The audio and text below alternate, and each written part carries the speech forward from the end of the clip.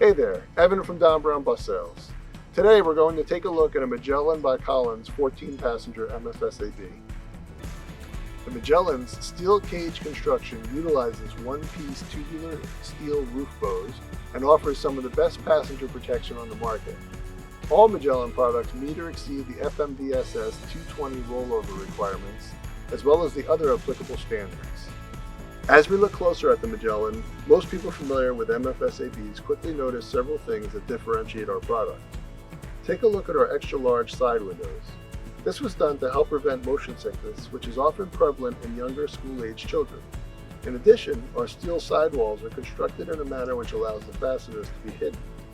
Visible rivets or screws are very minimal on this product. This is a bonus aesthetically, but is also beneficial because visible fasteners tend to be an ideal place for rust and corrosion to start.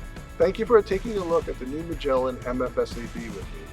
To learn more, give us a call at 518-306-7673 or visit us at buscrazy.net.